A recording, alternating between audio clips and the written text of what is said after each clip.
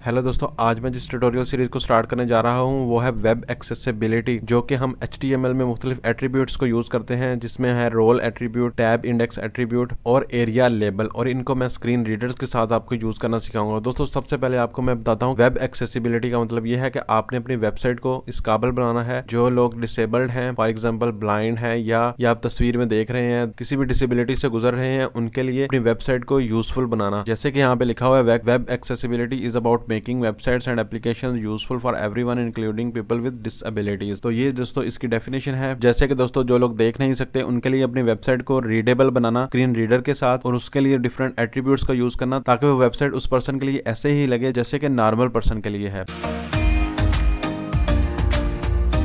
तो दोस्तों चलें आइए स्टार्ट करते हैं। यहाँ पे मैं आपको सबसे पहले बताता हूँ रोल एट्रीब्यूट के हवाले से। तो दोस्तों HTML के बारे में डिटेल सीरीज मैंने आपको प्लेलिस्ट बना रखी है, अगर आपको HTML स्टार्ट करनी है तो आप वहां से स्टार्ट कीजिएगा। तो दोस्तों अगर आप कर चुके हैं तो यहाँ पे देखिएगा सबसे पहले है रोल एट्रीब्यूट। रोल एट्रीब्यूट क्या करता है? रोल एट्रीब्यूट जो है वो किसी भी एलिमेंट के रिलेटेड बताता है कि उसका क्या रोल है। मसलन कोई बटन है, हेडर है, फुटर है। इसमें दो टाइप्स हो सकती हैं रोल एट्रीब्यूट की। मेनली जो होते हैं, जो टैग होते हैं, कोई भी एलिमेंट होता है HTML में, जैसे कि हेडर है, फुटर है, और उसमें दो टाइप्स होती हैं, जैसे कि सेमेंटिक हो सकती हैं या नॉन सेमेंटिक हो सकती हैं। नॉन सेमेंटिक ऐसे एलिमेंट्स होते हैं HTML में जिनका हमें पता चल जाता है नाम से, जैसे हेडर है तो हेडर एलिमेंट लगा हुआ है, मींस हमें पता चल गया है कि ये हेडर का कोड इसके अंदर लिखा हुआ है। या फुटर है तो इसके अंदर फुटर के रिलेटेड इन्फॉर्मेशन है। लेकिन दोस्तों जो नॉन सेमेंटिक होते हैं, जैसे कि डिव एलिमेंट है या स्पैन एलिमेंट है, तो इसमें हमें आइडिया नहीं होता कि डिव एलिमेंट के अंदर कौन सा टेक्स्ट है, कौन सी इन्फॉर्मेशन है। दोस्तों हम रोल एट्रीब्यूट जो है वो दोनों के साथ ही यूज कर सकते हैं। सेमेंटिक के साथ हम यूज ना करें तो ये खुद से तो इसको पता चल जाता है स्क्रीन रीडर को, लेकिन नॉन सेमेंटिक में हमें बताना पड़ता है दोस्तों। तो इसी तरह से दोस्तों ये एरिया क्या होता है? Area accessible rich internet applications. Accessible rich means के वो हर किसी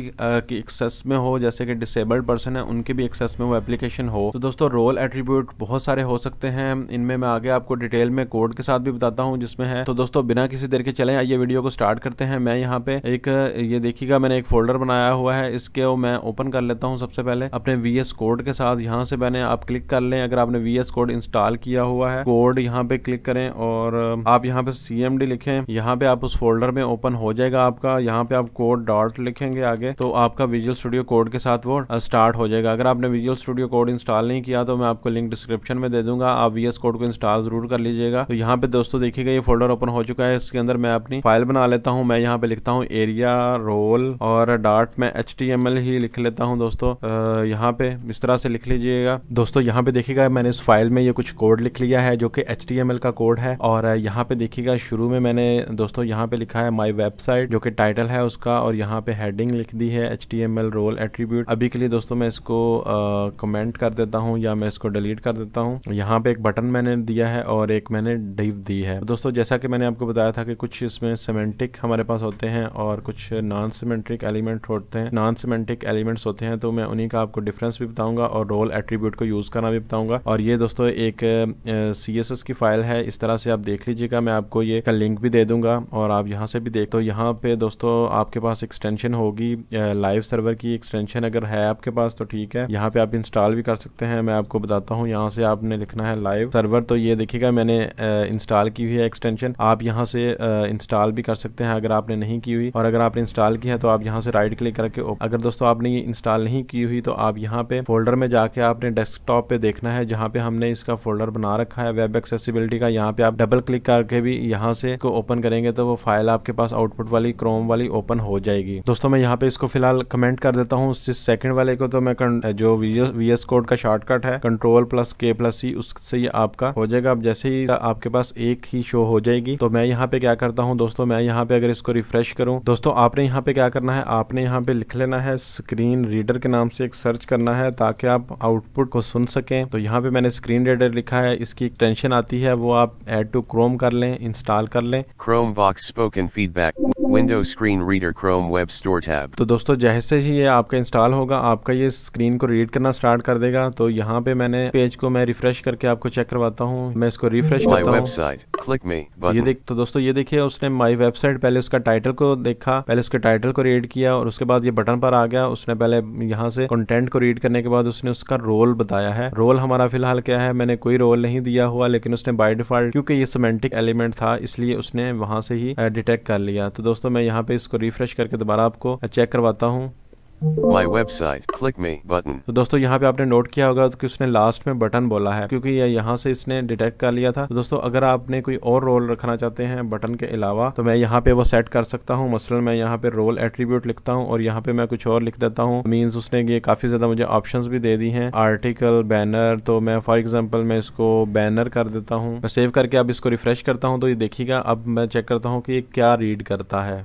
My website, click me banner. दोस्तों अब आपने नोट किया उसने बटन की जगह पे बैनर उसको रीड किया है। मतलब उसने प्रेफरेंस दी है कि रोल एट्रीब्यूट को पहले चेक किया है कि उसके अंदर क्या लिखा हुआ है, उसके बाद उसने, और अगर यहाँ पे उसे वैल्यू नहीं मिलेगी तो उसने बाय डिफॉल्ट सिमेंटिक एलिमेंट को देख के बता देना है। उसके बाद दोस्तों यहाँ से हम एक और चेक करते हैं, एक डिव जो नीचे हमने ली हुई है उसको भी चेक कर लेते हैं कि अगर, क्योंकि डिव जो है वो सिमेंटिक एलिमेंट नहीं है तो उसमें वो क्या तरह से उसको डील करता है स्क्रीन रीडर। तो मैं यहाँ से सेव करता हूँ। दोस्तों यहाँ पे मैं इसको रिफ्रेश कर देता हूँ दोबारा से।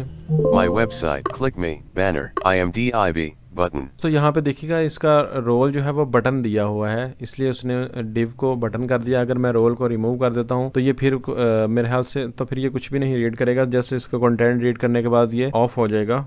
My website, IMDIV. दोस्तों ये देखिएगा उसने रोल के बारे में नहीं बात की। तो अगर मैं इसका कोई रोल सेट कर देता हूँ, मसलन मैं इसका रोल यहाँ से आप देख लीजिएगा, क्रोम में आपको यहाँ पे भी ऑप्शन मिल जाएगी कंटेंट इन्फो। अगर मैं कर देता हूँ तो यहाँ पे मैं क्लिक करके चेक करता हूँ अब IMDIV content info. तो ये देखिएगा दोस्तों उसने रोल के बारे में बता दिया है कि ये एलिमेंट असल में इसका रोल क्या है इस वेबसाइट में। तो इस तरह से हम रोल को सेटिंग करके हम कंटेंट के बारे में इंफॉर्मेशन दे सकते हैं जो भी पर्सन उसको एक्सेस कर रहा है। इसी तरीके से दोस्तों मैं इसकी हेडिंग भी एक लिख देता हूँ। यहाँ पे मैं हेडिंग में लिख देता हूँ, लिख दिया है रोल एट्रीब्यूट इन HTML। तो यहाँ पे देखिएगा ये इसको भी ये स्क्रीन रीडर कैसे रीड करता है। My website, IMDIV, role attribute in HTML. Heading 1. Click me banner, IMDIV content info.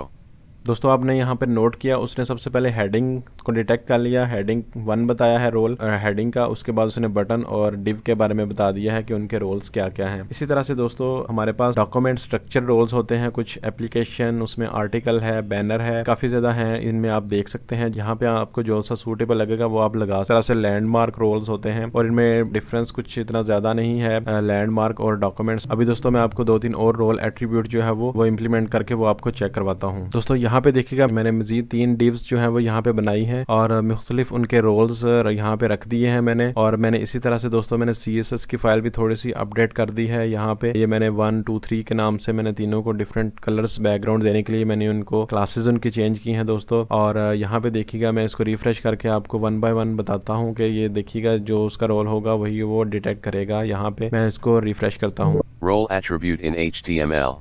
Heading 1. Click me banner, IMDIV content info, cat in animal. Definition. This is a letter. Document. Videos area. Region. तो दोस्तों यहाँ पे आपने note किया कि role के साथ जो है वो डॉक्यूमेंट के और रीड करना या वेब पेज को एक डिसेबल पर्सन के लिए बहुत ज़्यादा इजी हो चुका है। तो दोस्तों अगर आप वेब डेवलपर हैं तो आप अपनी वेबसाइट को ज़रूर अपडेट कीजिएगा। दोस्तों अगर आपको मेरी आज की वीडियो अच्छी लगी हो तो इसको लाइक ज़रूर कीजिएगा, चैनल को सब्सक्राइब कीजिएगा, बेल आइकन भी प्रेस कर दीजिएगा ताकि आपको हर नई आने वाली वीडियो का नोटिफिकेशन मिल सके। दोस्तों अपना ख्याल रखिएगा, मिलते हैं इस ट्यूटोरियल सीरीज़ की नेक्स्ट वीडियो के साथ।